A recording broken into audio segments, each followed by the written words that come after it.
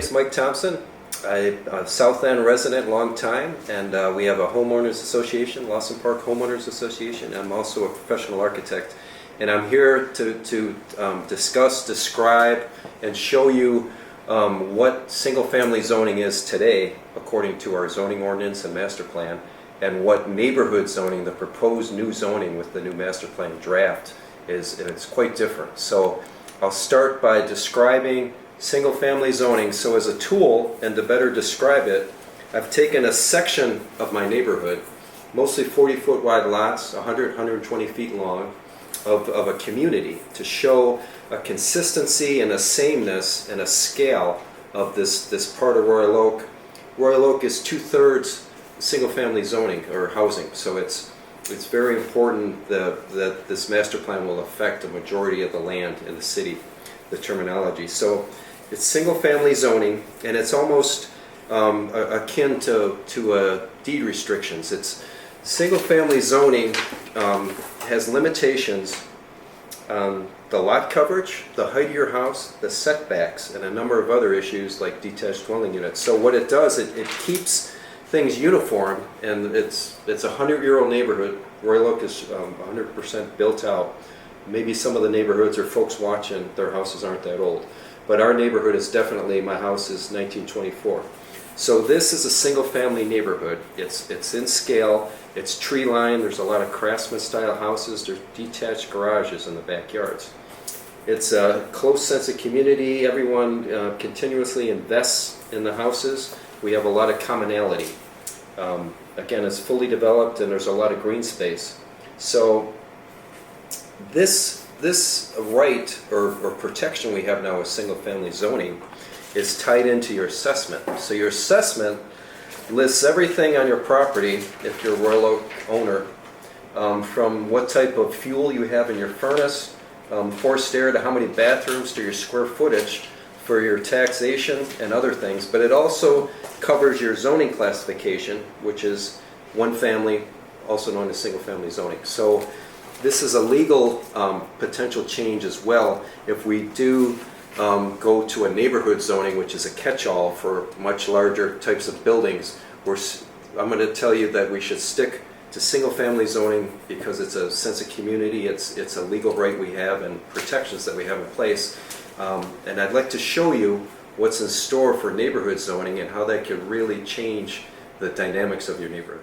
Single-family zoning is going to transform into neighborhood residential, the proposed new zoning in the master plan, and I'm going to do it right before your very eyes. I'm going to knock down some houses and put additions on them and put some accessory dwelling units behind them, and you can judge for yourself what happens spatially and to the community when you do this. Okay, so first of all, the master plan will lead into the rezoning of the zoning ordinance, and any zoning ordinance changes will reference the master plan decision. So it's important. The fight is right now. It's right in the front to get the proper language, the protective single-family language in the master plan draft, and we're doing that right now, or at least trying to.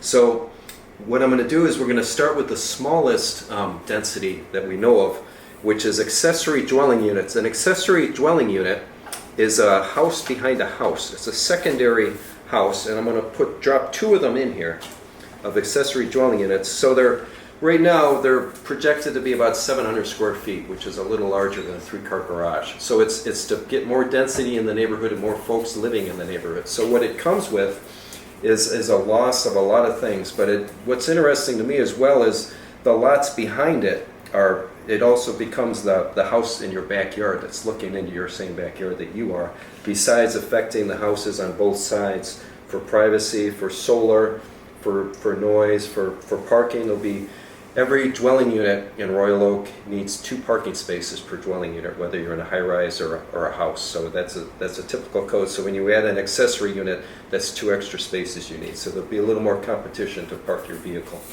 The next thing will be duplexes. That's also part of the density to get twice as large a unit into a typical lot. So you'll see a house, and you've seen some of these already in Royal Oak that are twice the size of other houses. So what it does, it starts to break down some of the scale and community aspects of the neighborhood. So now you have bigger, bulkier houses, and you're starting to fracture the continuity or community or uniform look and scale of the neighborhood. You're starting to, loosen it, breaking it up, and it's becoming more urban. And it's not this craftsman, tree-lined, continuous type of consistent look. It's starting to look kind of lumpy.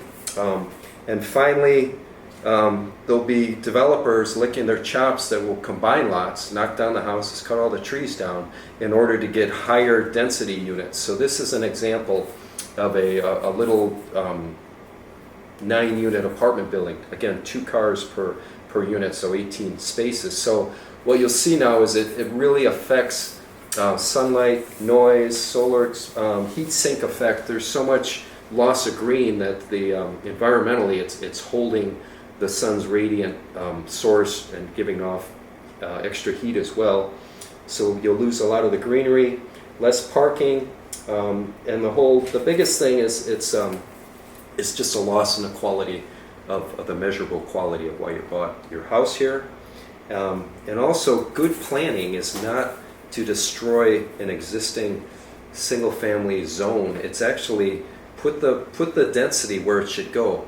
A good proper planning is single-family zone, a high-intensity use like commercial, railroad tracks, industry, and then between them as a buffer, you put multifamily, because that's people come and go more in a multifamily residential area, and they can put up a lot more with some of these high-intensity issues where you really have to protect the single family. So this is not a good solution. It's very poor planning, and I hope you can understand through this exercise. Thank you.